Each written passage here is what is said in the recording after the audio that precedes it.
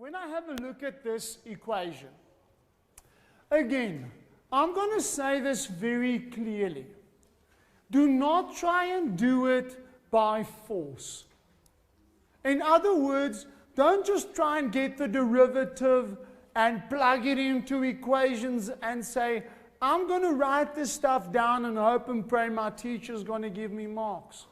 Guys, the moment you actually write down an equation and a derivative and you sub in and you solve and you stop after half a page, we give you 0. Not being funny, because I don't want you to use the equations. Not at least for the interpretation of this. So if I look at this equation and I look at gx, so my equation is g of x times by g accent of x larger or equal to 0.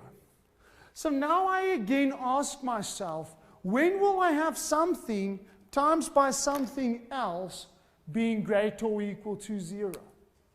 When I have a plus times by a plus, or when I have a minus times by a minus. Okay, so what I'm going to do is I am going to say, let's draw g of x. So g of x is this specific equation that looks like this. Everyone is all right with that. So let's go and I mark my g of x in blue. What about the y values here? Are they positive or negative? So the y values are negative. Negative. Here the y values become positive. Positive. Positive. Positive. Positive. Positive. Positive. Here the y values become negative. Negative. Negative. Okay. Again, for the ladies it works nice because you usually have about between 20 and about 200 colors in your pencil case. Okay? For the gents, you maybe have a blue, a black, and a pencil. Okay. But now, ladies and gents, I'm going to look at g accent of x. What does g accent of x give me of the graph? It gives me what? Come on, grade 12s. It gives me what? Yes, anybody? It gives me the gradient. In other words, is my graph increasing or decreasing? So let's look at my gradient of this graph. Here, is the graph going up or down? Up. And up. And up. And up. And up. Until that point when it is equal to 0. And here my graph is going down, down, down, down, down. So now the question is, where do I have a blue and a green plus at the same time? Well, if I again look at the different intervals I might look at, there something changes in sign, there something changes in sign. Here, I've got a plus times a minus. Do I want that? No. Here, I've got a plus and a plus. Do I want that? Yes. Plus and a plus, plus and a plus, yes. All the way to there. Here, I've got a minus and a plus. Don't want that. Minus and a plus, minus and a plus. Don't want this interval. Here, I have a minus and a minus, minus and a minus. Yes, I want that. So what's my answer going to be? Between that interval and that interval, and from that interval, that way. But now, we are sitting with a problem. We only know that this value is 2. How do I know that? It's the x value of the turning point. What is the problem we've got? Do we have the x-intercepts? There's the mountains we must be looking for. So now, so that's why this thing counts at 6 marks. Because I must first determine the x-intercepts. So how do I determine the x-intercepts? Make y equal to 0. So, I am going to say, let g of x be 0. So I'm going to go 0 equal to negative x minus 2 squared plus 9. Now again, you've got to be able to solve that in all 3 different ways. Well, I'm going to solve this by taking the square over and getting 9 there. X minus 2 is plus or minus the root of 9.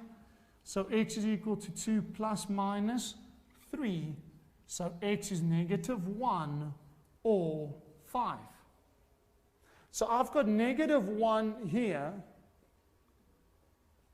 and I've got 5 there. So what's going to be my final answer?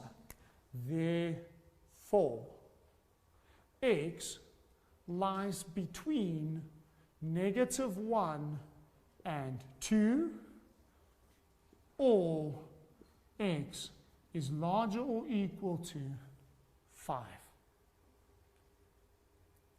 That's where and why it counts 6 marks. It's not because you are trying to do heavy maths. It's just that there's things missing from the graph that you need to interpret. Ladies and gents, I'm warning you. They are more and more and more going to try and guess. What is this guy thinking? Does he understand what derivatives mean? Does he understand what second order derivatives mean? That is what the examiners are looking for. If you are not able to display that, you are going to get stuck, especially if you write an IEB exam. Because this next question, sir, I can guarantee you, if I ask this in the exam, it will be in the Pretoria News tomorrow. Because, yeah, but this stuff, it was never done in the curriculum. How can you expect learners to do that? And then the examiners laugh in their sleeve and go, well, the kid has to understand it. What is the question that I'm referring to?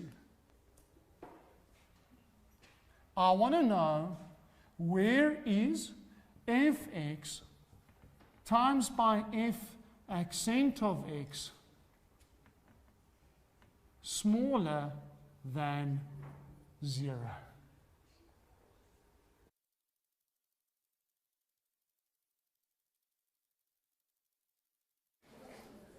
What is the outrage that this would cause? I've never derived an exponential function.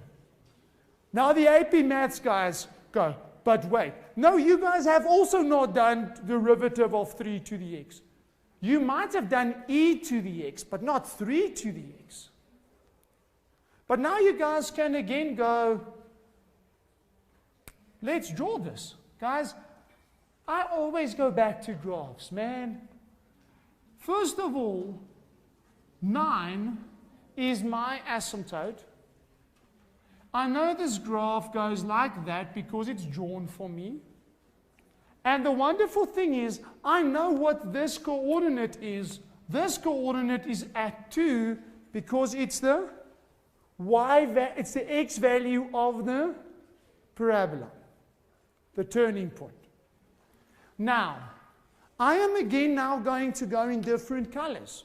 I'm going to go in different colors. So I'm going to go the function values in black